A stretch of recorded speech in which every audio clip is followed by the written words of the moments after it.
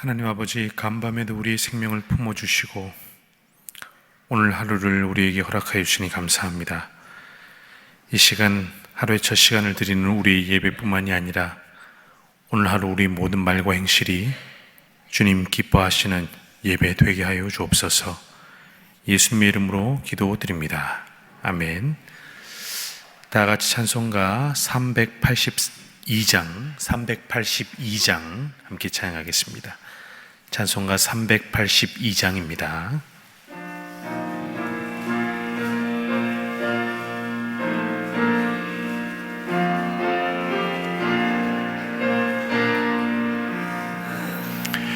너 근심 걱정 말아라.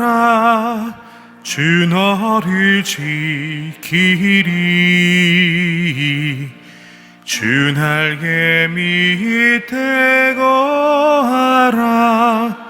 주 너를 지키리. 주 너를 지키리. 아무 때나 어디서나 주 너를 지키리. 늘 지켜주시리.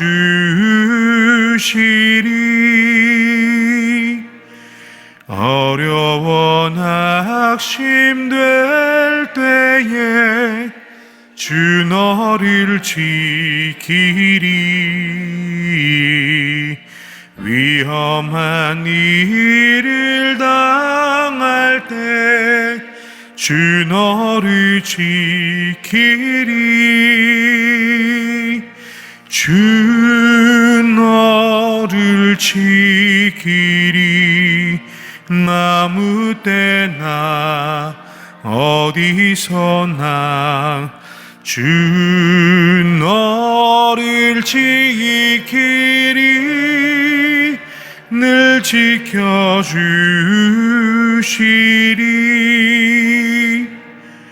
너슬 것 미리 아시고 주 너를 지키리.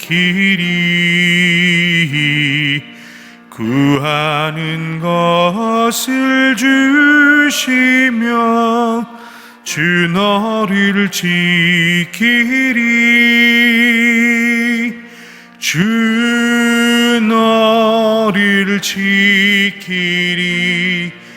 아무 때나 어디서나 주 너를 지키리. 늘 지켜주시리.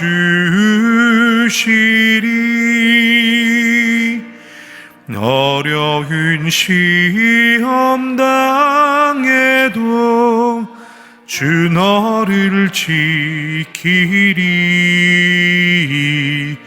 그 주의 품에 거하라. 주 너를 지키리. 주 너를 지키리. 아무 때나 어디서나 주 너를 지키리. 늘 지켜주시리.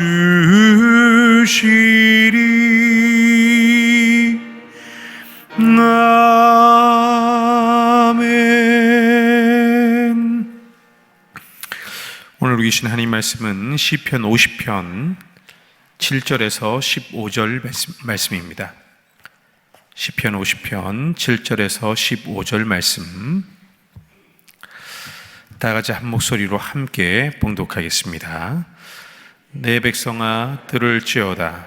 내가 말하리라. 이스라엘아, 내가 네게 증언하리라. 나는 하나님 곧 내 하나님이로다. 나는 내 재물 때문에 너를 책망하지 아니하리니 내 번제가 항상 내 앞에 있음이로다. 내가 내 집에서 수소나 내 우리에서 숫염소를 다 아니하리니 이는 살림의 짐승들과 무산의 가축이 다 내 것이며 산의 모든 산들도 내가 아는 것이며 들의 짐승도 내 것이미로다. 내가 가령 주려도 내게 이르지 아니할 것은 세계와 거기에 충만한 것이 내 것이미로다. 내가 수소의 고기를 먹으며 염소의 피를 마시겠느냐? 감사로 하나님께 제사를 드리며 지존하신 이에게 내 소원을 갚으며 환난 날에 나를 부르라. 내가 너를 건지리니 네가 나를 영화롭게 하리로다. 아멘. 저희 교회 1년 전에 등록하신 분 중에 이 국악 가르치는 교수님이 계십니다. 그래서 어젯밤에 예술의 전당에서 공연이 있어서 우리 목사님 두 분과 우리 구역 식구들하고 가서 이제 공연을 관람했는데 평양으로부터 정읍에 이르기까지 이 9팀이 나와서 이 국악에 관련된 공연을 했습니다. 그런데 제 마음속에 가장 인상적이었던 건 뭐냐면 이게 올해 7번째인데 지난 7년간 국비가 지원이 되지 않아서 어떤 한 분이 다 자기 사비를 출연해서 큰 행사를 했다는 이야기입니다. 그래서 그분이 나와서 이제 한마디 이야기하는데 이것이 계속 계승이 되지 않고 점점점 소멸되고 사라지기 때문에 어떻게 해서든지 이것을 보존하기 위해서 본인이 사비를 출연해서 이 명맥을 이어간다라는 그 이야기가 마음에 큰 여운이 됐습니다. 오늘 이 땅을 살아가는데 하나님께서 우리에게 주신 소중한 것들이 어떤 이유에서든지 점점점 사라져가는 것들이 참 많이 있습니다. 그 중에 하나가 뭐냐면 오늘 시편 50편 이제 마지막 직전에 하반부에서 얘기하는 이 하나님께 향한 우리의 제사, 예배에 관한 이야기를 들려주고 있습니다. 하나님께서 원하시는 것과 내 생각에 하나님이 이렇게 원하실 거야 라고 하는 것에는 항상 큰 간격이 있습니다. 신앙은 뭔가, 회개는 뭔가, 하나님께서 원하시는 것과 내가 하나님이 이러실 거라고 생각하는 이 간격을 사실은 좁혀가는 게 참된 신앙과 회개고 성화의 과정입니다. 지금은 우리가 잘 분별을 못하는데 하나님 앞에 가면 하나님이 다 이야기하신다 그랬어요. 야, 너 그때 이게 네 최선인 줄 알고 했는데 이거 아니었다라고 이야기를 듣는다면 얼마나 아시겠습니까? 제가 부임해서 얼마 안 됐을 때 한번 예화로 들려드린 것 같은데 하나님께서는 사과 파이를 좋아하시는 줄 알고 평생 사과 파이를 만들어서 하나님께 날마다 올려드렸는데 하나님께서 하시는 말씀이 야, 나 사과 알러지다. 그랬을 때 그 당황함에 대해서 어떤 사람이 책에 썼던 이야기가 상당히 늘 기억이 나요. 그러니까 하나님이 이런 걸 원하실 거야. 이래 가지고는 항상 거기에는 오류나 오산이 있을 수 있다는 거예요. 그럼 우리가 이런 오류와 오산을 최대한 축소하고 이것을 넘어서려면 하나님께서 성경에서 뭐라고 말씀하셨는가 우리는 사실 이것을 잘 살피고 이것을 주의 깊여서 주목하고 경청해야 되는데 오늘 14절 15절이 성경에 나오는 여러 가지 중에 굉장히 중요한 한 대목을 이렇게 선언해 주고 있습니다. 우리 14절 15절 말씀을 같이 다시 한번 읽겠습니다. 감사로 하나님께 제사를 드리며 지존하신 이에게 내 소원을 갚으며 환난 날에 나를 부르라. 내가 너를 건지리니 내가 나를 영원롭게 하리로다. 아멘. 그러니까 하나님께서 기뻐하시고 원하시는 제사 예배가 무엇인지를 말씀해 준 대표적인 말씀 가운데 하나입니다. 이 앞의 내용에 보면 많은 재물과 또 무슨 예물을 가지고 하나님 앞에 나와서 야, 이거 하나님이 기뻐하실 거야. 나는 참 잘했어. 라고 생각하는데 정작 하나님께서 원하시는 건 뭐냐? 감사로 제사를 드리라라고 하는 이 대목입니다. 여러분, 감사는 언제 감사가 나올까요? 이렇게 철부지처럼 부모님 말씀 막 안 들고 청개구리처럼 살다가 어머니 아버지 감사합니다. 언제 그럴까요? 부모님의 은혜를 깨달았을 때 아니겠어요? 어느 순간 어떤 일을 통해서 부모님의 은혜가 깨달아지면 그제서야 눈물 뚝뚝 흘리며 어머님 아버님 감사합니다 이러는 거 아니에요? 세상 떠나시고 나서 무덤에 가서 그렇게 이야기하는 자녀들의 이야기도 있잖아요. 평생 깨닫지 못했다가 나중에서야 깨닫고 가슴을 치면서 우는 자녀들의 이야기도 너무 많습니다.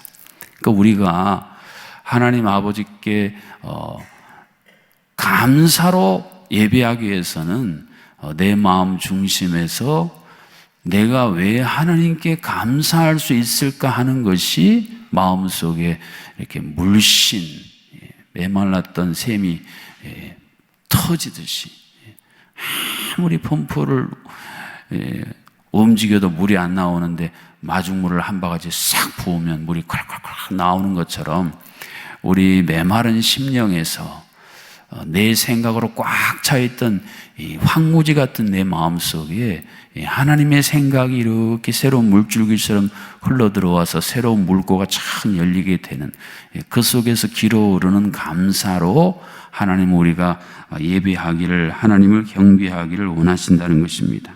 그러니까 예물은 있는데 마음은 없는 이런 예배 제사는 하나님께서 기뻐하실 수가 없다라는 말씀입니다. 제가 순비할 때 어떤 한 폭포 이야기를 들려드린 것을 기억하실 거예요. 아시아에서 몇째 가는 폭포인데 평상시에는 물이 하나도 안 떨어지는, 비가 많이 온 다음에 가야 그 장관을 볼 수가 있다라는 거예요. 그래서 제가 그때 무슨 이야기를 했습니까? 폭포의 모양은 있으나 폭포의 장관은 없구나. 그러니까 하나님께서 보실 때에 이 땅에 있는 수많은 성도들, 교회들을 향해 그런 이야기를 사도 바울이 디모데에게 들려주지 않았습니까? 경건의 모양은 있지만 경건의 능력은 없도다. 그래서 하나님께서 정말 원하시는 것은 어떤 외식적인 형식, 또 어떤 의식, 그게 중요한 게 아니라 그 마음 중심, 거기에 깃들어 있는 참된 감사가 있는가 없는가, 하나님은 이것을 통해서 연락하시는, 또는 가인의 예물처럼 거절하실 수 있는 이 중요한 이 시금석이 바로 감사로 내가 제사를 드리는가, 예배를 드리는가, 여기에 있다라는 말씀입니다. 그러면 어떻게 우리가 하나님께 감사할 수 있는가? 여기 이 구절에 보면 지존하신 이에게라는 어구가 이 사실을 나타내주고 있습니다. 이 지존하시다라는 이 구절 가지고도 찬송이 참 많이 있잖아요. 지존하신 주님 이름 앞에, 지존하신 주님. 이 지존하다는 게 뭐겠습니까? 최고라는 뜻 아니겠어요? 하나님이 최고다. 하나님은 늘 3등이십니다. 그런 시가 있어요. 그러니까 우리가 하나님을 최고라고 말하지만 실제로 삶을 이렇게 들여다보면 1등은 뭐, 2등은 뭐, 하나님은 겨우 3등 정도예요. 예전에 그런 이야기 많았지 않았어요? 집에 가장들이 아내가 넘버 1 두는 거는 자녀, 넘버 2는 반려동물, 넘버 3가 나. 그런 비유적인 이야기인데 우리가 하나님을 향해 똑같이 그렇게 하고 있어요. 여러분 솔직히 마음속에 한번 대답해 보세요. 여러분의 인생 속에 여러분이 우선순위를 매긴다면 넘버 1, 2, 3 중에 하나님은 어디쯤 위치에 계실까요? 아쉽게도 솔직히 얘기하면 하나님이 늘 3등, 조금 더 올리면 2등 정도지 지존하신 주님께 마땅한 영광을 우리가 돌리지를 못하고 있습니다. 하나님이 기뻐하시는 삶, 하나님이 기뻐하시는 우리의 모습은 뭐냐면 하나님이 지존하시다는 것을 다시 인정하고 그 지존하신 주님의 이름에 합당한 영광을 돌려드리는 삶, 이것이 바로 하나님께서 원하시는 그거예요. 하나님이 신앙인들 이렇게 연단하실 때 보면 다 거기에 걸려요. 아브라함, 그에게 있어서 넘버원은 누구였을까요? 이삭이었어요. 그러니까 이삭이 그의 인생의 넘버원이었기 때문에 하나님께서는 모리아 산에서 이 과정을 넘도록 하시지 않습니까? 그래서 아브라함이 마침내 이삭을 하나님께, 하나님이 넘버원인데 제가 이삭이 넘버원으로 알고 살았습니다. 용서하여 주십시오 하고 올려드릴 때 그때 여호와 일의 위대한 역사가 나타났어요. 우리가 하나님이 지존하시다는 것을 인정할 때 그러면 삶 속에 어떤 구체적인 증표가 있느냐, 그 증표를 오늘 말씀 끝부분에 보면 환난 날에 나를 부르라, 이게요. 하나님이 지존하신 분이라는 사실을 우리가 인정하고 사는 것은 뭐냐면 환난 날에 하나님을 부르는가 부르지 않는가, 그게 달리는 거예요. 우리 교육자들과 직원들이 아침에 이제 성경을 한 장씩 읽는데 어젠가 그제 11개 하를 읽는데 어떤 이스라엘의 왕이 말입니다. 자기가 병들었어요. 그래서 이 병이 나을지 어떨지를 하나님이 아니라 이방 나라의 신 바알세봅에게 가서 물어보고 오너라, 그렇게 사신을 보내요. 그때 그 사신을 하나님의 선지자 엘리야가 탁 직면해서 하나님의 말씀을 전하는데 그 내용 아니에요. 야, 이스라엘에 하나님이 없어서 이방 나라 신에게 물으러 가느냐? 불쾌하다. 쉽게 그런 거예요. 우리도 보면 이런 어리석은 일들을 너무 많이 한다는 말씀 아니겠어요? 환난을 당하면 당연히 지존하신 하나님이 넘버원인 줄 알면 그분에게 가서 그분에게 모든 것을 아뢰고 쏟아놓고, 그래서 그 하나님이 주시는 처방, 그 하나님이 주시는 지혜를 가지고 그것을 헤쳐나갈 생각을 해야죠.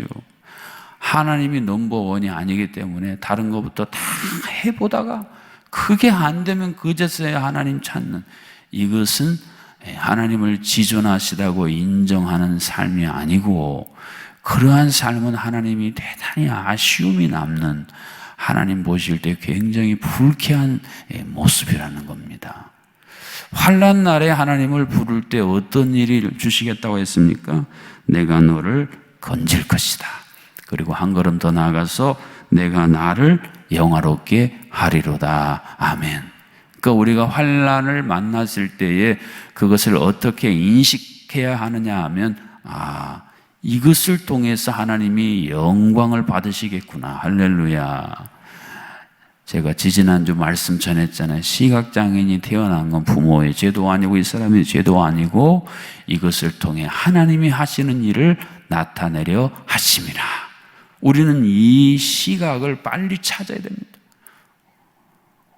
건선징악, 인과응보, 어릴 때부터 우리는 이런 생각, 사상들이 우리 뼛속 깊이까지 스며들었기 때문에 환난을 당할 때 이것을 오늘 말씀처럼 하나님이 나를 건지셔서 하나님을 내가 영화롭게 하리라는 이 시각으로 잘 보지를 못하는 거예요. 그렇기 때문에 환난이 다가오면 두렵고 또 낙심이 되고, 그러다 보면 하나님께 불평하고 원망하게 되고 그런 거예요. 근데 그런 모든 행동들은 하나님 보실 때에 내 삶이 하나님을 향한 예배로 드려지지 못하는 거예요. 여러분, 하나님이 고작 일주일에 1시간 예배 드리는 이것만 하나님으로 인정하고 나머지는 하나님이 하나님으로 인정받지 못하는 것을 하나님이 기뻐하시겠습니까? 아닙니다. 하나님은 늘 100%를 원하세요. 독점적으로 우리가 하나님을 향해 사랑하고 하나님을 의지하기를 원하시는 거예요. 90%도 하나님 보실 때는 안 돼요. 100% 온전히 하나님께 모든 것을 향해야 합니다. 그 방법은 딱 한 가지밖에 없어요. 우리 마음 중심을 하나님께로 드리는 길밖에 없어요. 그래서 오늘 저녁에 우리가 함께 기도할 주제가 중심 회개예요.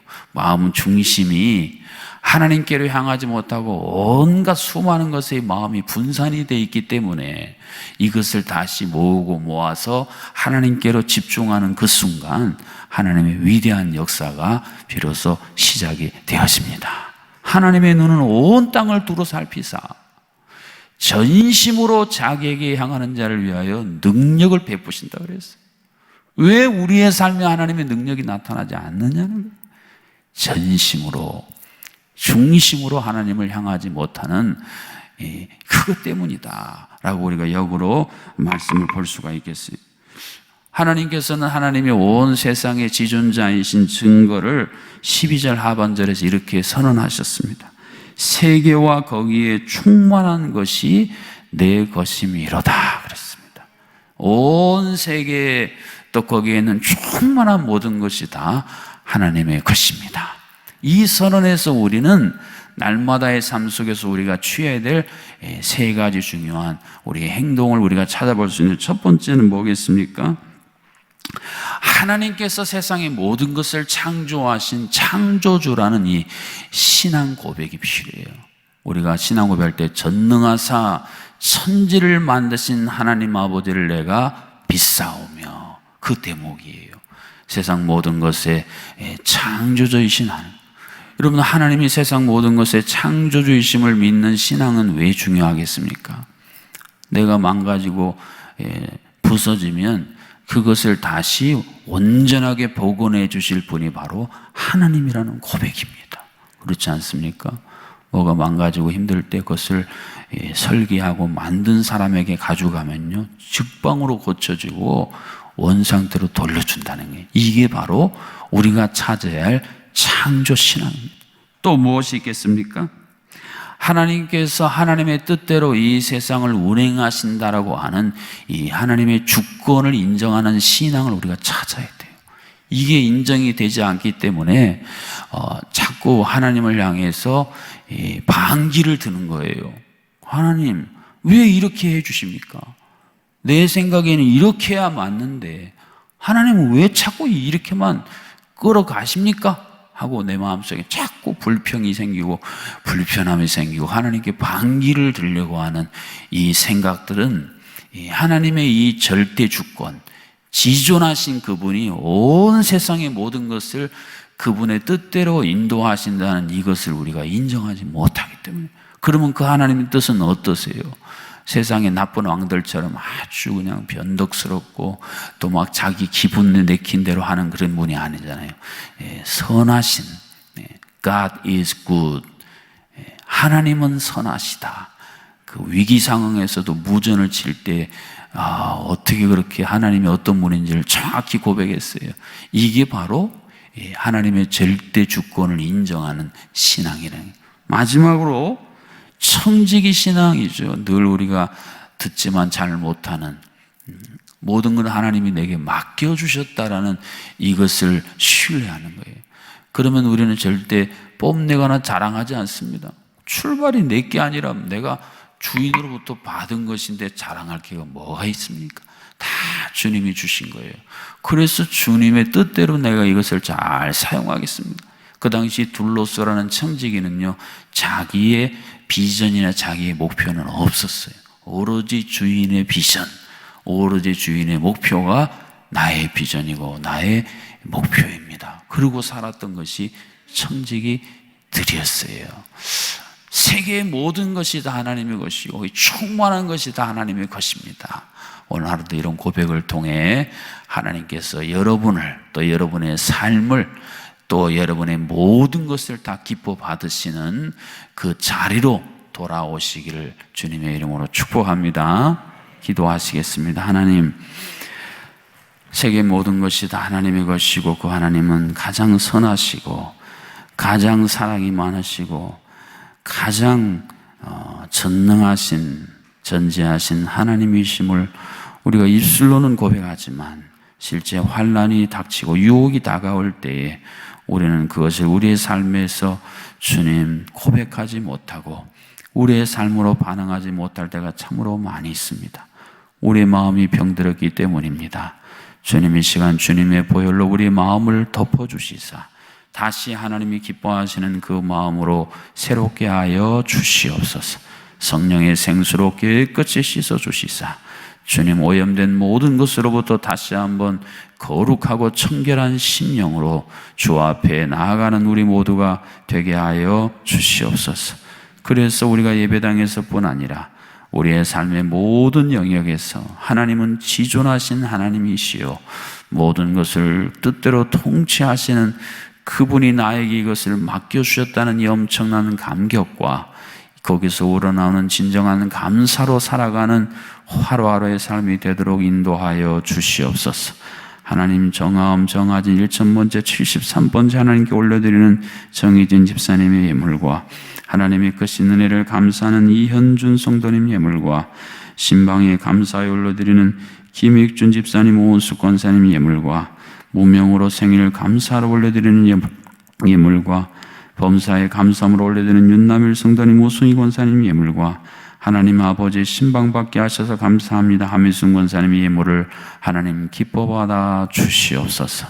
소망 가운데 주님 희망을 주시고 주님 절망 가운데는 하나님의 환난 날에 부르라 내가 너를 건지리니 내가 나를 영화롭게 하리라는 주의 이 말씀으로 친히 응답하여 주시옵소서. 큰 수술로 이제 태어나요 회복의 시간들을 간 우리 성도님, 주께서 친히 날마다 안수하시고 치료하시고 하늘의 위대한 소생의 능력을 부어주셔서 모든 장기의 기능이 온전하게 회복되도록 주님 인도하여 주시옵소서. 하나님 아버지 간구합니다. 우리 사랑하는 자녀들이 살아가는 하루하루의 삶은 영적 전쟁의 한 복판입니다. 우리가 하나님 그 자녀들을 무엇으로 무장시키리까? 골리앗을 향해 나아가는 다윗에게 사울이 자신의 군복과 칼과 자신의 무기를 들려주지만 그것은 아무 소용이 없어 다윗은 다 벗어버렸습니다. 오직 만군의 여호와의 이름을 가지고 그는 나아갔습니다. 우리 사랑하는 자녀 자손들에게 지존하신 그 하나님, 그들의 삶의 모든 것을 주관하시는 하나님이심을 그들에게 입혀주는 우리 모든 부모님, 조부모님들, 우리 교회 되게 하여 주시옵소서. 그래서 우리 신앙께서 자라는 아이들이 참으로 이 나라의 민족을 살려내는, 온 세상 열방을 살려내는 귀한 하나님 나라의 용사들로 쓰임받게 하여 주시옵소서. 살아계신 아버지 하나님, 오늘 저녁에 있을 금요밤 예배를 통해 우리 마음 중심이 다시 하나님께로 돌아오는 그 놀라운 은혜를 더하여 주시고, 무더위 속에서도 복음을 전하기 위해서는 파라솔 전도대원들 한 분 한 분에게 성령의 시원한 바람, 권능의 바람을 덧입혀 주시옵소서. 이번 한 주간도 반주로 헌신하신 우리 권사님 늘 영육간에 강건하게 하시고 하나님이 부어주시는 깊은 감사의 샘물이 늘 심령 속에 가정과 자녀와 자손 가운데 넘치도록 역사하여 주시옵소서. 노예 임원 수레를 마치고 이제 돌아오는 길에 있는 우리 박흥조 장로님, 김정영 권사님 돌아오는 길도 평안케 하시고 수련회에서 받은 은혜를 통해서 주님의 교회를 더욱 잘 섬기는 귀한 하루하루로 주님 친히 인도하여 주시옵소서. 살아계신 아버지 하나님, 이 나라의 민족을 긍휼하게 주셔서 민족 전쟁의 비극이 다시 이 나라에게 있지 아니하도록 하나님께서 이 나라를 지켜주시고 이 나라의 모든 것이 하나님의 은혜로 되어지는 이 나라의 민족 되게 하여 주시옵소서.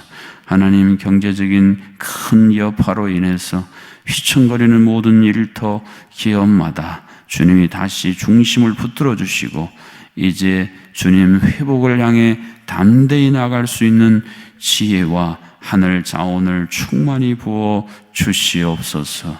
이제는 우리 주 예수 그리스도의 놀라우신 은혜와 하나님 아버지의 크신 사랑하심과 성령 하나님의 교통하심이 마음 중심이 하나님께로 향하여 모든 것이 하나님의 것임을 인정하는 이 소중한 신앙을 회복하여 하나님의 기쁨, 하나님께서 연락하시는 삶이 되기를 소망하는 새벽의 모든 성도님들과 온라인으로 함께하는 주님의 권속들과 주님 온 세계에 흩어진 주님의 선교의 사역자들 가운데에 이제로부터 영원토록 함께하여 주시기를 간절히 축원하옵나이다. 아멘. 주신 말씀 가지고 합심으로 기도하겠습니다. 내 마음 중심이 감사로 충만하여 하나님께 영광 돌리는 그러한 삶을 회복시켜 주시옵소서. 우리 주여 한번 외치고 합심으로 기도하겠습니다. 주여